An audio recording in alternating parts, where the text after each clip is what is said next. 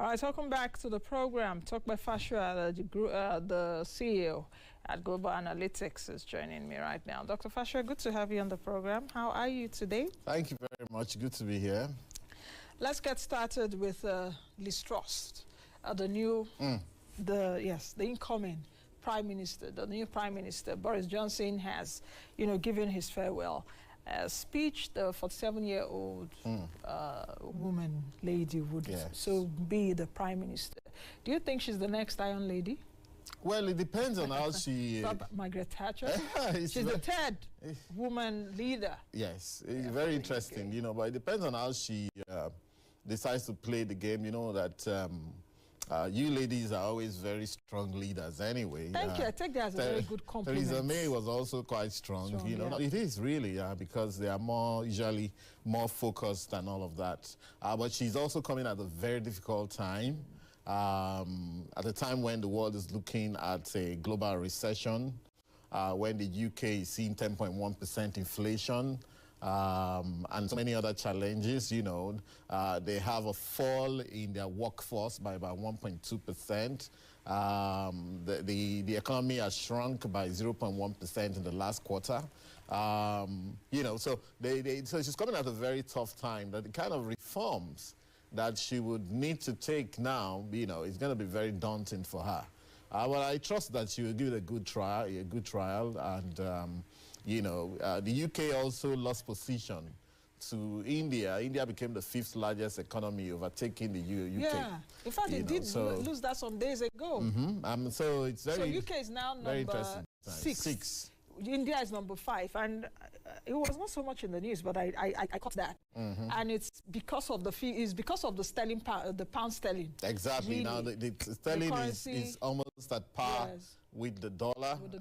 Remember that pre-World War II, the sterling was the global currency, reserve currency. It was because of the pounding that the UK received in World War II.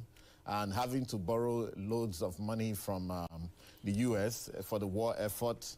By 1944, 1945, when the Bretton Woods meetings were taking place to create IMF and World Bank, the Americans actually twisted Britain to devalue their currency by 60% in one day.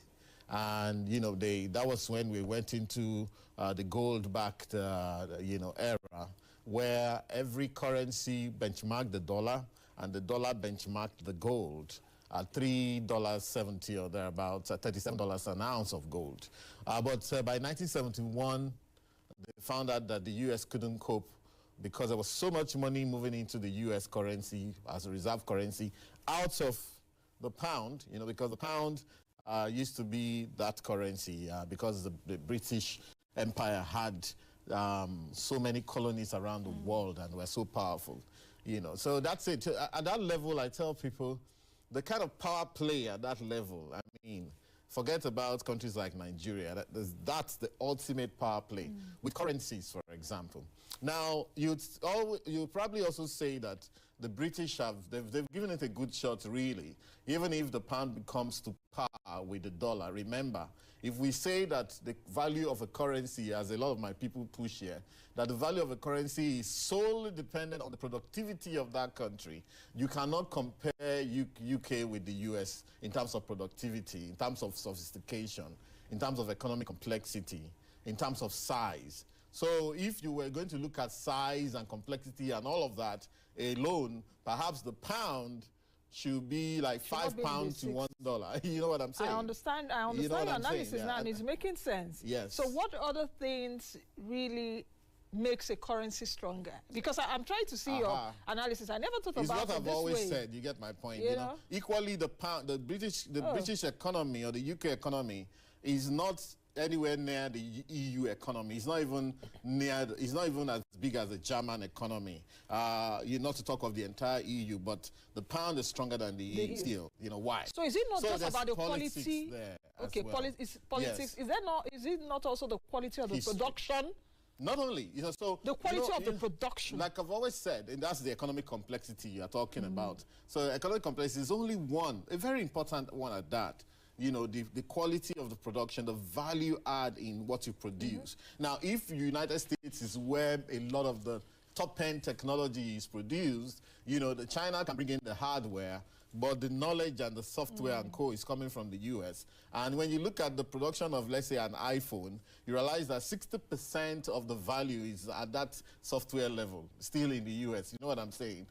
Whereas the rest can be shared, you know, they get some coltan from Africa. Maybe you talk about 0.5% of the chain, of the value chain. But when you talk about the real software, it's coming from the US, you know. So yeah, economic complexity is one of the things. You know, like I always said, in economics, where we want to model things like that, we have to broaden out all the variables. So yes, economic complexity is one of it.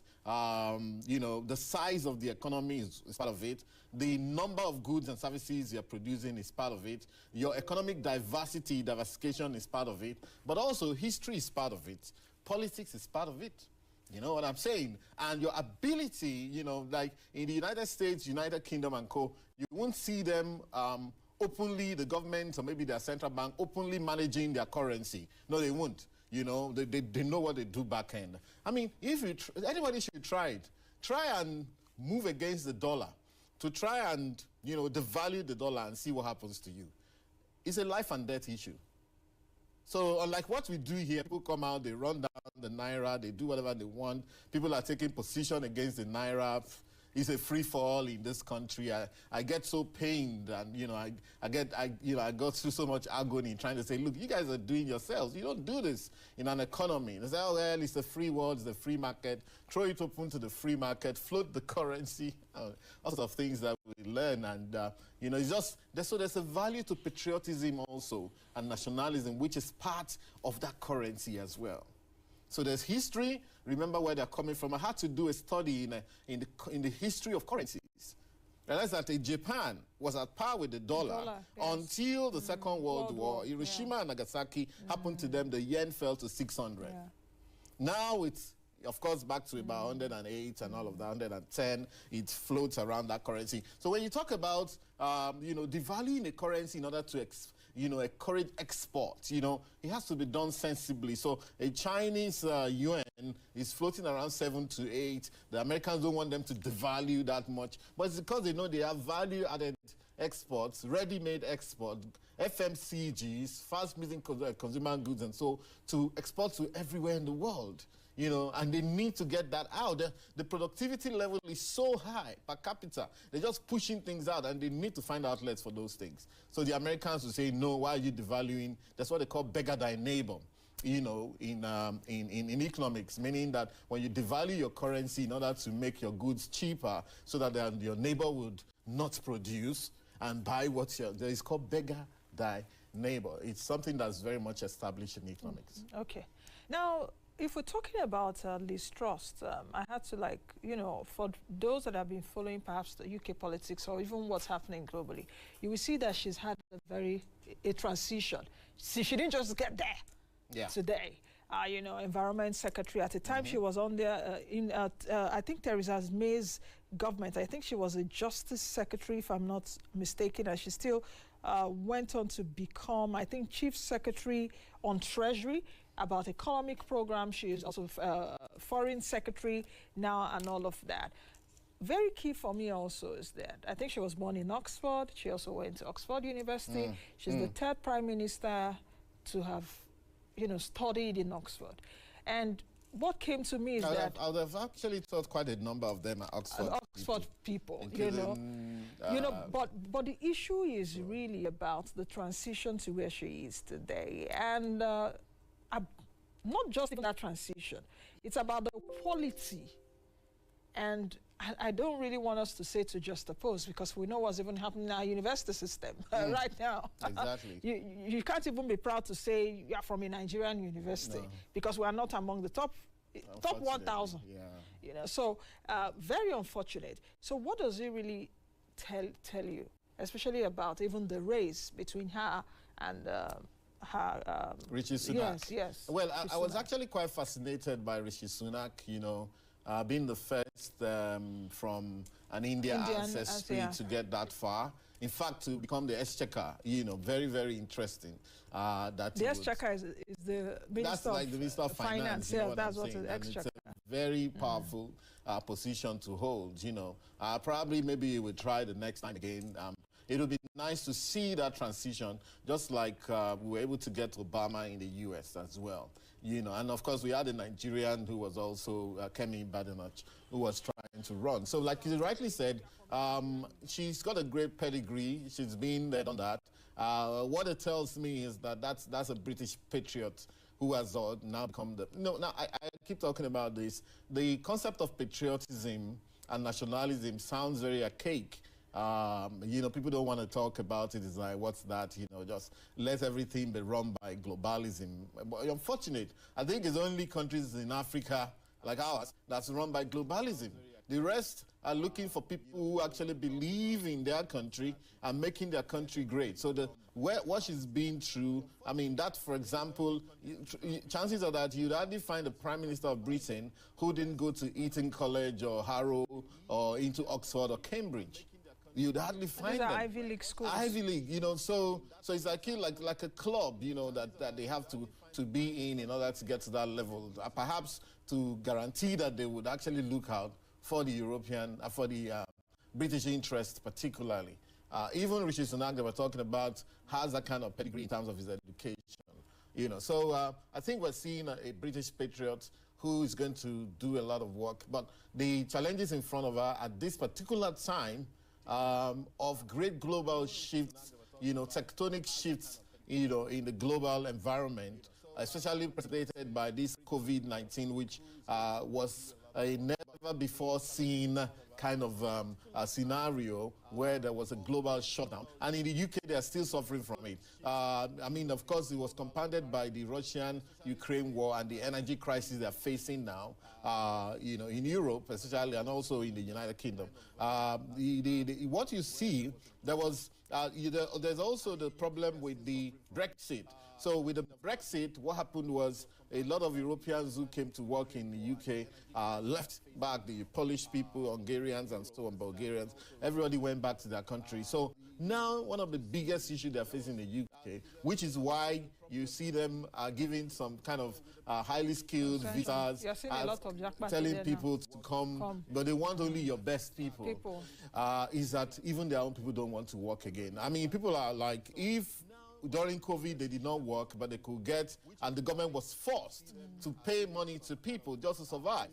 If you're not working, but you're getting a check of £1,200, why work for £2,000 and then get taxed, £600 or thereabout, and be left with $1,500 or $400? What's the point? What's the difference? So you generally just wake up every day, have a good time, watch Netflix all day, go to the pub with your friends, have a good drink, and all of that. And you get paid as well. So they're having problems. Look at Heathrow. Heathrow has been having a great challenge. Emirates and Heathrow went into some big argument recently about, what exactly, there's so much baggage missing and stock and all of that because they can't find baggage handlers, people who will do the job. They can't find baggage. Even the B8, British Airways says to their pilots that on your off day, come and work as a cabin crew as well. It's ridiculous. So whereas a place like UAE and Emirates, they've moved on, very positively embracing the future in spite of the COVID challenge and saying, look, we're never going to go back there. Europe was kind of sleeping, including the UK. Even the same thing that's happening with Heathrow is happening in Schiphol Airport in Amsterdam. The same slackness, the same unreadiness when the world is trying to move on. So those are some of the challenges that Ms. Truss is going to have to face. Let's talk about some of the challenges which I can see here on the board. We've tried to put that together. That should be Bank of England. Let's take a look at, of course, she'll be meeting the Queen later at Balmoral Castle. Let's also have in mind that this is the lady that was anti-monarchist at the time. In fact, I think she actually said that the monarchy should be abolished. And such an irony, she'll be meeting the Queen in a few hours. But that was done in her younger days. Liz Truss was also an anti-Brexiteer. She did not want the UK to leave the EU, but after some days she did say, okay, guys, she changed her mind and all of that. She became, you know, a Brexit campaigner. If we take a look at some of the things that the UK is being faced right now, labor unions strike, we're seeing that talk of a recession, inflation at over 10%, predicted to get to over 20%. What else is there? Of course, rising energy and fuel prices. You mentioned it earlier, deteriorating labor market. She has also promised to cut taxes to grow the economy and some other things. I hope that before the end of today, we will get a clearer picture of this. So the challenges facing her, let's try to dissect it. And the big part of it also is the readiness of global leadership, in the sense that, okay, the readiness of being a leader. And let's just oppose it to Nigeria. This is a leader now. She's been, you know, the tussles that went on before, while Boris Johnson, you know, resigned and all of that. I'm sure she's going to come in today and say, these are, she's going to give us like a blueprint of this is how she's going. But in Nigeria, I don't see that, you know, really. I don't see that. Like this administration came in and started blaming the last time, and the blame game is still on tomorrow. Let me also remind you. Let me also remind you that even, unfortunately, even the Goodluck Jonathan government kept blaming. And the moment I hear someone come into government and start blaming the guy before, you've lost the game. You've lost it. You know, because your problems are well cut out. You know, you should come with an agenda, like you rightly said, and just move on with it. Anybody that starts to shift blame and, you know, because you have executive power. And with executive power, you can do and undo. In the case of Liz Truss, unfortunately, the UK economy is actually beginning to look like a developing economy, in terms of the contradictions. When you reduce taxes, you know, let's say you even reduce, well, are you reducing personal income tax or company income tax or whichever one you reduce, then there's more money in the hands of people. Therefore, you may have more pressure on inflation. So there's this dilemma of what do we do to get the economy going? If you're reducing taxes, you probably want companies to be able to recruit more people, employ more people, so that to reduce unemployment and all of that. But then again, in trying to reduce unemployment, you are faced with a scenario where people really don't want to work. I mean, I've been in the UK, funny enough, for about 3 times in the last 6 months. And every time I get into the UK, there's a tube strike. So, and I don't know why I'm coming here. It's as if I'm the one bringing the tube strike. Just 2 weeks ago, I was there. Tube strike again. And when there's a tube strike, everything shuts down. And people cannot go around cheaply. So people just say, listen, what's the point? Let me just stay at home. And so they bought into this idea of work from home as well, which I personally believe that you have to be careful about work from home. Because the work culture and the dignity of labor that we talk about, and the grafting, what the British call grafting, the ability to go out there, put in time at work, stay in an organization for 3, 4, 5 years, all of that is gone through the window. Now what we see with the millennials is a scenario where many people say, listen, I only work 2 times a day. I mean 2 times a week, all right? If any job I'm taking, only 2 times or 3 times a week. For the other 2 days, I just want to relax. You haven't even done much work in your life. You want to relax. So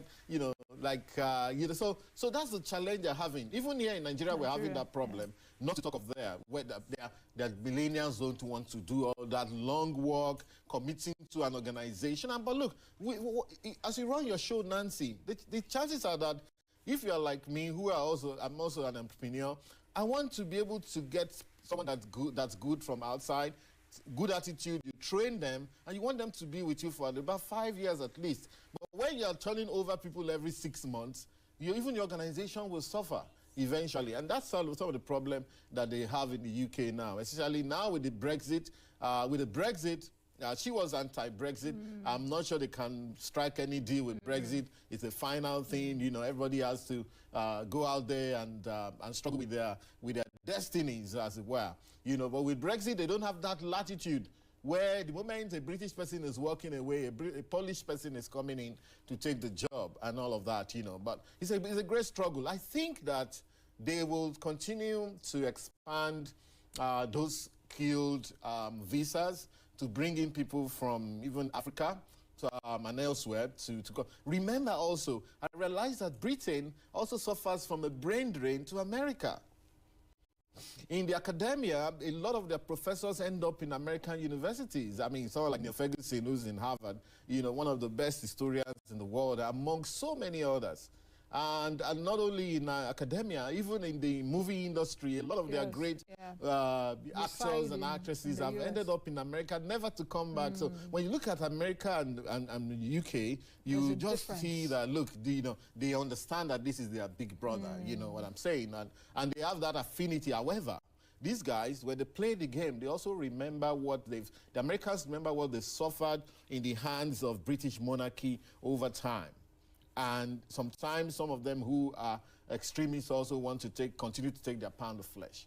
So it's an interesting scenario. We see how all of this plays out. Such an interesting scenario, such an interesting analysis from you, analysis of politics, economy, and history. Oh, yes. Everything meshes. Yes. Everything meshes. Much of history. Yeah. And I don't know where our own history is gone to. No, I said about our history. You know, we are so afraid of history in Nigeria, but the way around it is this. Whatever you know, okay, when we complain about the colonial powers that came here and they stole our history, but I tell people, with the time on our hands, how much of that current history, our current history, how much of that are we documenting? The history is not only the genealogy about, you know, this one gave birth to this one and gave birth to that one. No, it's also everything that people put down in writing. And more often these days, you also have to digitize whatever you put down in writing. So our history is like this African Economic Congress. The documents you put together, for example, is part of history. 100 years from now, we'll probably all be gone. Someone will say, oh, in so year, Nancy Lo and co, and, you know, Nancy Naji did this and that and that. But the moment you digitize it, you have a better chance that that history will continue to be. So we can't run away from our history. And in fact, a big problem we have with our economics and our country, society, especially with our economics, is that somehow people try to remove history from economics. I had an argument about with someone yesterday, really. I think a lecturer at LBS, you know, who believed that economics is all about mathematics. I said, no, it's not all about mathematics. The reliance on mathematics is what has actually failed economics around the world, especially in countries like Nigeria. It is what precipitated the last global recession when the algorithms and the robots failed. They were supposed to have stopped trading bonds, you know, during the subprime. They kept on trading because the algorithms were not put together to understand human nature. Now, so long as there's human beings involved, you have to understand behavioralism, you have to understand history, and all of that has to come into your economics as well. Let's talk about William Ruto. Ruto, so yeah. He calls himself the hustler. Yes, the hustler versus the outsider. So the hustler in chief now will become Kenya's president. I'm happy because if you remember, you were at AEC in 2019, and in fact, you know, his senses. I still have his gift.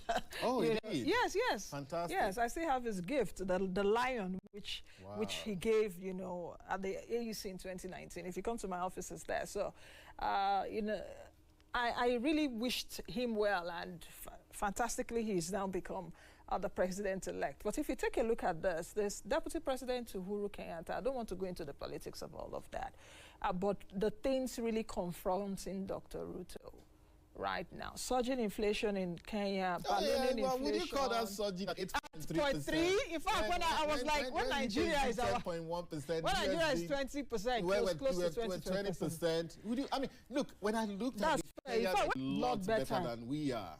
And in fact, look, I went to Kenya in 2013, even though Kenya is a police state. Kenya is a police state. And I keep saying, look, all of these problems we have with terrorism and co. We didn't take a picture on Jomo Kenyatta. My view, though. Yeah. You know, but I'm just saying that, look, we need to press our people into that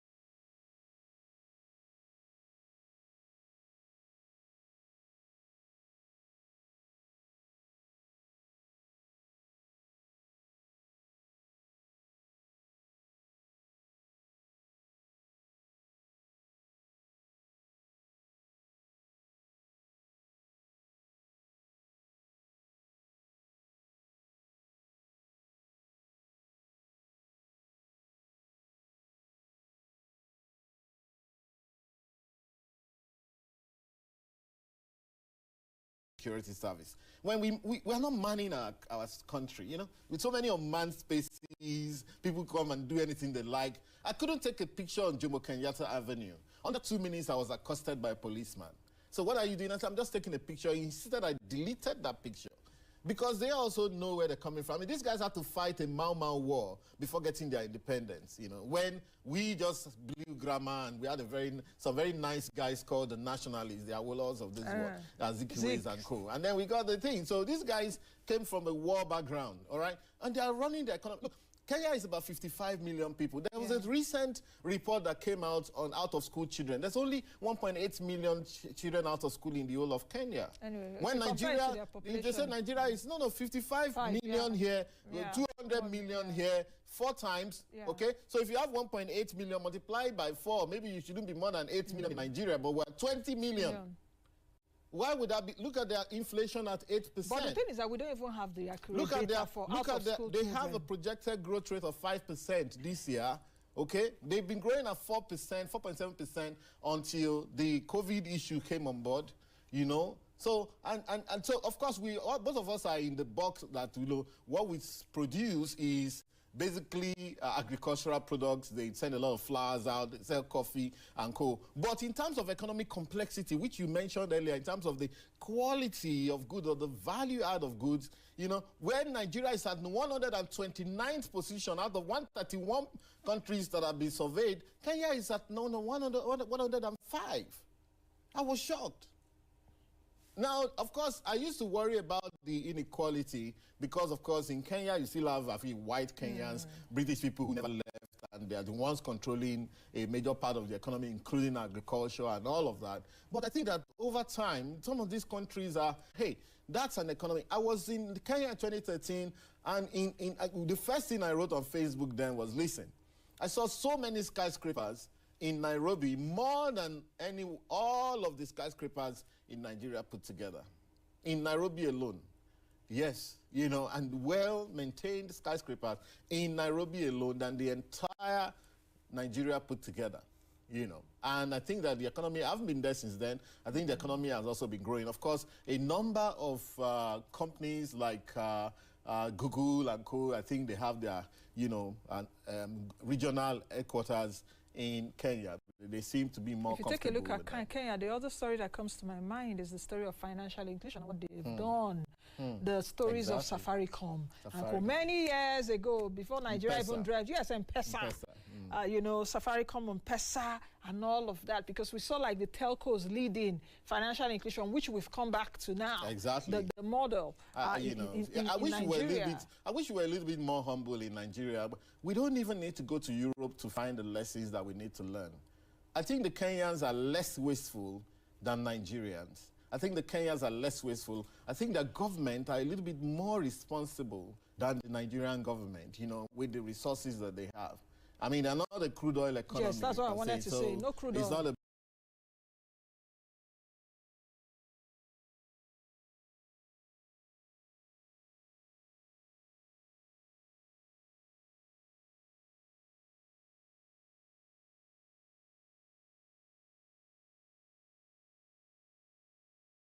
about just digging in the ground, and I mean, here we are with those animals and all of that. 4 million, 5 million people going to Kenya every day, and that is dollars they're spending, tourism dollars.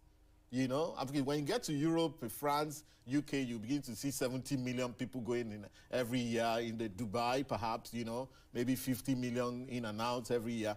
But Kenya is one of the leading, perhaps the leading after maybe Egypt, you know, in Africa in terms of tourism. And in Nigeria, I'm sorry, if we were truthful to ourselves, I'm not sure we have 10,000 genuine tourists coming into this country. I can't say anything about the figures now because I'm not too sure about the figures for tourism. Some of the numbers, I try to check on, like, because I'm doing an article on that. You know, I don't research a lot of these things. The numbers I'm seeing from Nigeria, I think is not very accurate. They are talking of some millions. Where are the tourists in this country?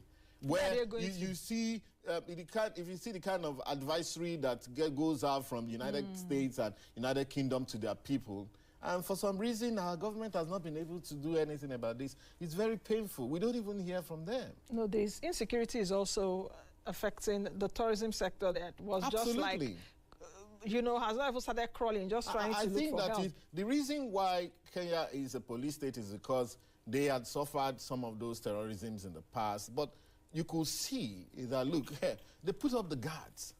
So unfortunately, I said, I want to see the mall management. So they sent me there. I went there, complained and protested. Look, what kind of thing are you guys doing? Someone can take a picture. You have a beautiful mall here. And all the brands were there, H&M, many of the ones that you would never find in Nigeria. Marks and Spencer. So, you know, unfortunately, that same mall was attacked by Al-Shabaab, I think they said, some months after I visited, you know. And I was shocked. I said, no, I don't see how that place should be attacked except there was an insider, because that place was protected like a fortress. So because of that, I don't quite like Kenya. I think it's too much of a police state. But look, I'd rather have that than have what we have in Nigeria, where the government has done a lot of things on infrastructure, but people cannot even go by road because we're all afraid. And look at us today. So everybody is flying. The flights have moved up from 20,000 naira in 2015 to 100,000 naira one way. How are we surviving? You just have that sinking feeling about the Nigerian economy, like everything is closing in on you, and you're wondering when you will be able to last, when your finances will last. For breath. Yeah, exactly. You know, so it's not a good thing at all. The economy is affected. The security is a problem. Corruption like never before. You know, we have a accountant general accused of stealing money. The one that left before him also deep down. How can we not find treasurers of Nigeria? That's the treasurer of Nigeria. When you can't find a treasurer that will not steal, you have a problem. Because that's the person in whose hands we put all the monies of Nigeria. And then you hear that, you know, the guy that was there before stole money. This one, one I just said, stole money. This one alleged he's still in court. The one that acted for him recently stole money. Yeah, I mean, come on. I mean, and where are we taking this money to? So again, back to the issue of patriotism and nationalism. We want people who can love this country, and it's not a big deal. The point is that, you know, stealing the country's money, hiding in different places. Look at countries like Kenya and now overtaking us, you know. Their GDP is still about $125, $150 billion, but for their economy, on a per capita basis, that's quite a lot. You know what I'm saying? Now, let's also take a look at Ruto for just a few seconds, because I want us to end. We have like 4 minutes or 5 to end the show. If we take a look at Ruto, he's been adjudged as a successful businessman even before he became he's still deputy president to Uhuru Kenyatta. What does it also say, especially as we go into 2023 elections? The three frontrunners. In fact, my guest yesterday on the show, Mr. Tajuddin Olayinka, the CEO of Wyoming Capital and Partners, said something that struck me yesterday and said the three frontrunners that we have, Labour Party, Peter Obi, Tinubu, Bola Tinubu of APC, Atiku Abubakar of PDP, are market people. And I didn't think about that. He said, if you take a look at them, the three people, they are pro-market. Yes, they are pro-markets. And I was like, okay. Only Tinubu he said they are based on the social capitalism. But he said that the three of them are pro-market. There's nothing wrong with being pro-market. Really. Now, where I'm going to really is that with all of this that we've discussed, what can we learn, especially as we get into the 2023 elections, and the preparedness of these candidates, even across board, not just about presidency. But again, Nancy, you know, ordinarily speaking, I hate to discuss a certain three front runners. Okay. When I listen to people like, you know, my friend in SDP, what's his name, Adebayo, and I'm hearing a lot more ideas from that guy, even though so let's it not be that we are forgetting some of our best people. Other people. You know, so we probably need to broaden out a little bit and not give anybody a free ride. There's a certain person I support, but I will not give anybody a free ride. You have to explain what exactly you want to do. We have to understand what you want to do. Like you said, three of them are pro-market. There's nothing wrong with being pro-market, because at the end of the day, markets are an essential for economic growth. However, over-reliance on markets and the erroneous belief in efficient markets and perfect markets is where the problem is for a developing economy. You have to understand that those 20 million children out of school, according to the new UNESCO report, are not going to be taken out of the road, you know, by the market. Just this morning, I was reading the newspaper, Edo State actually announced a list going forward will enforce that any child found on the road walking out of school, will arrest that child and arrest the parent. Way to go.